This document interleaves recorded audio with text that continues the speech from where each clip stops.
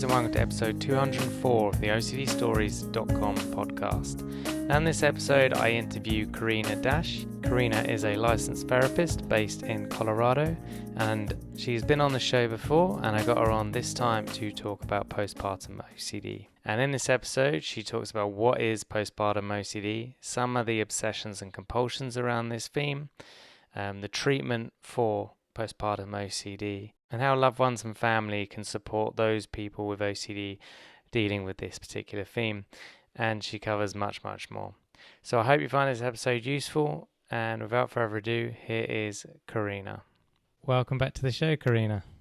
Thank you very much for having me again. Yeah, it's good to have you here. And today we're going to be talking about postpartum OCD. So initially, what is postpartum OCD? Sure. So I guess I'll just give a little bit of a background. Yeah. You know, most women know about baby blues. They hear about it so much that they might expect to feel a little bit down after they give birth. So there's a lot of awareness around this idea of feeling sad after you give birth. And there's less stigma, I think, because there's a lot of education and there's a lot of talk about it. And so it becomes understood that it's common to feel stressed out and sad and lonely and tired after having a baby because it's a very difficult thing to do. But for some women, the baby blues can develop into something that's a little more severe and be seen as clinical depression. We know that as postpartum depression. It's common. It's like 1 in 7 women experience postpartum depression. Unlike the baby blues, which kind of goes away on its own, postpartum depression needs to be treated. So it's recommended that women seek professional help. So postpartum depression it includes symptoms involving sadness and hopelessness, but most importantly, an extreme disinterest in bonding or caring for your baby. And so that's kind of how it's conceptualized. But if you don't feel well and you don't meet criteria for depression and you're more worried than sad, that might look a little more like postpartum anxiety. So this is also known within that community. The American Pregnancy Association, says that postpartum anxiety affects about 10% of new moms. And then something called the Postpartum Support International Group has reported that 25 to 35% of these moms experience postpartum anxiety, or it's just anxiety during pregnancy. So it happens before giving birth as well. But in some cases, the anxiety and the depression go hand in hand. But what happens if your anxious thoughts are intrusive and they're extremely distressing and they interfere with your ability to function? What if your worry goes beyond the general anxieties associated with being a new mom and making sure that your baby is safe? Some of these irrational thoughts can become obsessive, and they can impact your ability to connect with your child because they can cause you to avoid doing anything that could compromise harming your child. And so if these symptoms look like checking your baby to make sure they're alive, unable to feed your baby because you're worried that their bottle's contaminated, if these scary, unwanted thoughts persist, then we look at that like we look at that like postpartum OCD rather than just simple postpartum anxiety. So that's sort of how we see the difference. Postpartum depression, I guess in a nutshell, is sadness, inability, not interested in caring or bonding with your child. The postpartum anxiety, it's a spectrum. It's kind of on the lesser end of that spectrum. And then the postpartum OCD is these persistent, unwanted, intrusive thoughts that completely impair your ability to function. You're unable to sleep, you're unable to leave your house, you're unable to be alone with your child. Yeah, so there's a lot of conversation around specific OCD subtypes in the OCD community, but there's not as much talk about postpartum OCD. And then the fears usually involve contamination, whether it's germs, toxicity, certain illnesses, and the obsessions can involve harm-related fears, sometimes sexually related fears. And then the compulsions can look like avoidance or cleaning or checking or aligning things in a certain way to feel right. Yeah. No, that's great. Thank you. And how often, I guess, in your practice do you come across this? Yeah, so after reading the literature, I was truly surprised at how few patients actually come through my door with these symptoms. Since it looks like it's so prevalent in that community, in the pregnant postpartum community. I've only treated maybe a handful of women who are coming into my office with specific postpartum OCD, and of those women, the majority of them had the diagnosis of OCD before. So I think they were a little bit more aware and more, kind of accepting. Hey, this is what's happening. It's jumped from me worrying about contaminating my colleagues, and now it's jumped to worrying about contaminating my child. So they have more awareness about their symptoms. Yeah. But a lot of women don't actually seek help because they're afraid that their baby might get taken away from them, or they might be arrested, because some of these thoughts are so scary to them. Yeah, that's a really valid point. Yeah, and I know Catherine, as we discussed before, Catherine came on the show, UK advocate, and shared her story with postpartum OCD, and she had OCD. I don't think she had a diagnosis before this, but looking back, she was fully aware that OCD was kind of in her childhood and stuff. But yeah, she navigates and talks about working with social workers and stuff around the time of being pregnant. Nothing to do with OCD, but then some of the trickier situations that came up when she was sharing some of her thoughts, and she actually wrote a piece for the Journal of Midwifery, midwives in the UK, to kind of raise awareness among midwives of, if someone shares these types of thoughts, it potentially is OCD, and this is how you can handle it and help get them help. Yeah, okay, so I can understand why some women and men don't want to come forward. Absolutely, it affects the fathers as well. Yeah. A lot, that's why I sort of wanted to give background. Postpartum depression is so much more, spoken about. And then, now that there's talk about postpartum anxiety, but there's really no talk about these obsessive, compulsive, intrusive, unwanted thoughts that happen to a new mom. So there's a lot of shame and fear associated with sharing those thoughts. And so I'm so happy that Catherine was able to speak to these providers, because it's the questions we need to ask that will create the conversation so that the patient feels more willing to open up and share. Yeah, absolutely. Yeah, couldn't agree more. Okay, so treatment for this type of, or this theme of OCD, how does it differ, if it differs? It doesn't really. I've successfully used exposure and response prevention for these cases. If OCD kind of jumps around in that way, when it picks a new theme, it kind of tricks the person into believing this is real, this is different, this is something to pay attention to. And so, a new mom is going to be exhausted and stressed and have normal worries, of hypervigilance to make sure that her baby is meeting a schedule. And so, her defenses are going to be lowered.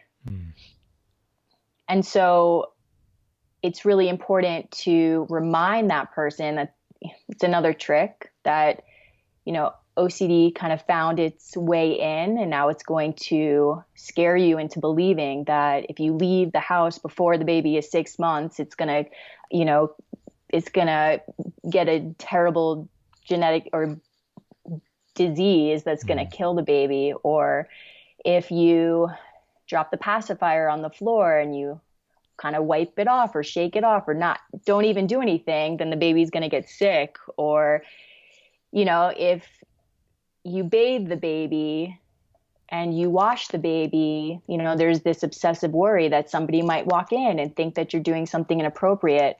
And so it's just important to teach these women that it's just another theme. and teach the fathers. It's just another theme that, research tells us that every single new mom experiences some intrusive, unwanted thoughts about the baby. So we know it's normal. And so having that understanding, it's just important to conceptualize it that way and treat it that way, that this is just another OCD theme. And, we're going to tolerate the uncertainty and get closer to the distress and lean into not knowing what may happen, but, respond differently by not avoiding and getting closer. And it's amazing. I mean, these women are compromising their relationship to their new baby. That's the saddest part for me is, these women come in feeling hopeless, like they can't be alone with their child. In some cases, they have somebody come in with them. They're unable to bathe their babies. They're unable to look at their babies when they feed them. They're unable to be alone with their children. And so it compromises the bonding experience and they're devastated. So there's, some grief involved in that. But when you start working with them and their children and you see this connection, it's magic. It's beautiful.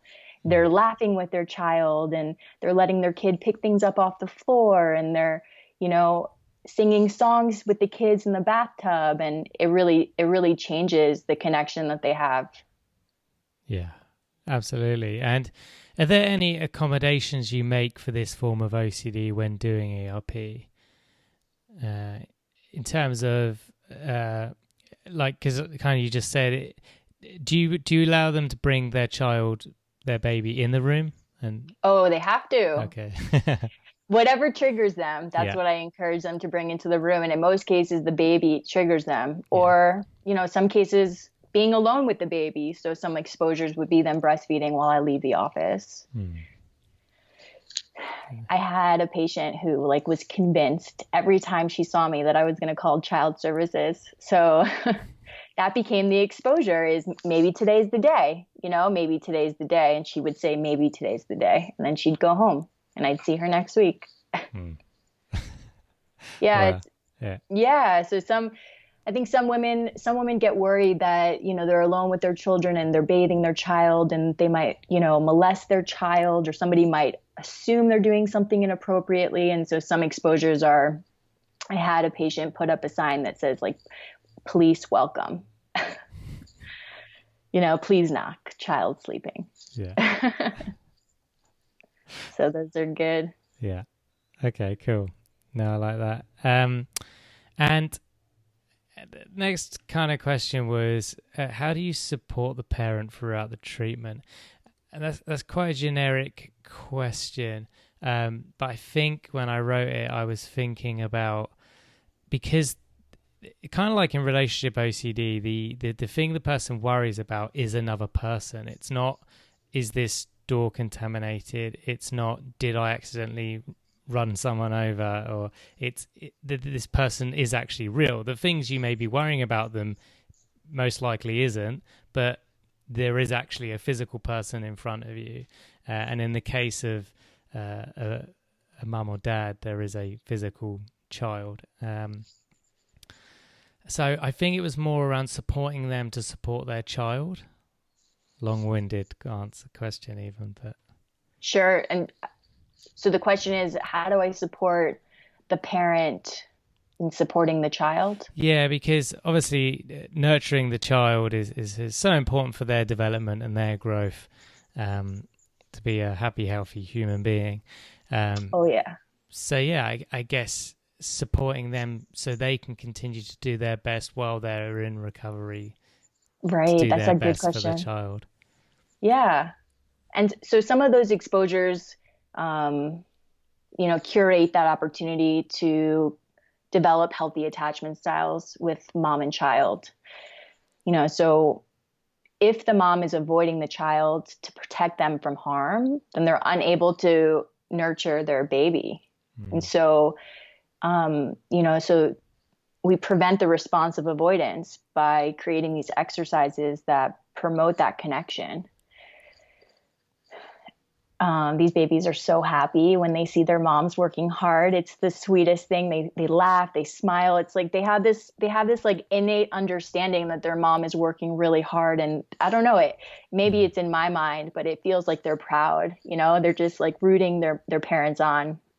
These little ones, they're good for the exposures because, a partner can offer you accommodation. They can offer you reassurance. But a 9-month-old baby isn't able to offer you any reassurance. They can just look at you and smile. And so, those exposures create that connection. So I have moms hold their baby and breastfeed and have these like exposure statements like, mommy might hurt you one day, mommy might not be able to protect you. And, whatever the statement is that is causing distress, they'll create eye contact and they'll have this bonding activity while leaning into the exposure. Or, if they're hugging the baby or they're afraid, let's see, I have a patient who's afraid of kissing her baby on the mouth because she thinks it's germy. There's also maybe some like sexually intrusive thoughts associated with that behavior. So, we play games. We let the kids stand on mom's legs and the kid sort of wobbles around and sometimes they land on mom's face and mom just stands there and she tolerates it and she lets it happen. Or exposures related to changing the diaper. That's also a good opportunity for moms to connect with their kids and also lean into the exposure because, you have to wipe your kiddo, make sure that the poop and the pee is taken care of. And so there's, they're wiping the genitals and they're looking and they're making sure it's all clean. And so there's a lot of really good exposures there too. But there's also really good opportunity to connect. So I think they go, side by side when you're able to really fully embrace the exposure exercises that involve your child. You're inevitably going to connect with them. Yeah, I agree. No, thank you for those examples. And do you ever bring in if there is a spouse or partner in this person's life, do you ever bring them into a session or do you do a session with them independently on how they can help and support them? Yeah, a great question. I always encourage the partner to come in really whatever case. Whoever's at home with the person suffering, I always encourage them to come into the office because learning about OCD and accommodation, ways to help your partner fight the OCD, that's going to be the most effective way for the person to reach recovery. They're in my office 1 or 2 hours a week. They're doing most of their work at home with their family. So if their family is equipped, then, their chance of success is much higher. So in most cases, I do have the partner come in at least once. In some cases, it really is just the work that I do with the child. If they're the stressor, then I'll just have the kiddo come in. Yeah, no, that makes sense. And then do you ever encourage anything like support groups I guess for any theme, but I guess it might be hard to find a specific postpartum OCD support group, but just generic OCD support groups, still encourage that for them? Definitely. A specific, postpartum OCD support group would be great. I've been thinking about that. They don't exist in Denver, Colorado yet. So I wouldn't be able to recommend that. No. There are a lot of other resources. There are websites like the Postpartum International website or Postpartum Stress Center. And there's a lot. Yeah. As I said, there's maternal OCD. I think it's .org. Just double checking. Yeah, maternalocd.org. It's a UK-based charity, but it's pretty good for this type of stuff. Yeah, Postpartum International is .net. Okay. Yeah, they're located in the U.S., but they're international. So I'm not really sure what their presence is in the U.K. I'm hoping it's good. Yeah. So there are other resources. There are books, Dropping the Baby and Other Scary Thoughts. Have you heard of that? No, I haven't. Yeah, it's good. And then there's another book called Just Buy Her a Dress and She'll Be Fine, which is the story of a woman. It's just her personal experience with postpartum OCD. Okay. So yeah, I would recommend a support group. I wish there was a specific one, but we have a support group that meets the first and third Tuesday of the month. It's just general OCD for adults. But we do have women who are experiencing postpartum OCD attend the group as well. And they've found the group very helpful because like I said before, OCD is OCD. The themes are going to jump around. But the general concept about how to address and treat these symptoms are, kind of across the board. They're pretty much the same. So, cool. Yeah. Yeah, no, I agree. And a few more questions before we move on to those. Is there anything else on this particular theme that you wanted to share? Yeah, I think if there was like a motivational statement I could make to those who are experiencing OCD or postpartum OCD would be to receive treatment in order to learn how to help kind of model more adaptive and effective ways of tolerating distress for your kiddos. There's really strong evidence to suggest OCD is genetic, but we know environmental variables play a really big role in the severity of symptoms. So if you're avoiding certain things and your kid is watching you, then it's likely they'll think those things are scary and they'll find themselves avoiding them too. And we want to teach those kiddos that, there might not be something to be afraid of. And so we really have to learn from those opportunities instead of avoid them. And so it's really important for parents to be that model so that the kids see them as heroes and realize if mommy or daddy could do it, I could too. Yeah, that's great. And also, what came to me as well was just modeling that even if you are scared of something, deciding to do that thing anyway is a good example of, sometimes fear isn't always, you don't always have to listen to it. Sometimes you can still pursue your goals or whatever it is in spite of said fear. Absolutely. Yeah. Unless it's an actual tiger in front of you, then don't follow your fear unless it's to run. Absolutely. If it's an imminent threat to your life or to someone else, then respond accordingly. But sometimes, our brain sends us these false alarms. And so we have to teach it whether it's an appropriate message or not. Yeah, absolutely. Okay, cool. So I've asked you this before, I believe. I'll ask it again, which is advice for your 20-year-old self. I wish I knew. I would have had time to prepare advice for my 20-year-old self. I can't recall what I said last time. I'm worried I'm just going to repeat it, but I'll just say what comes to mind.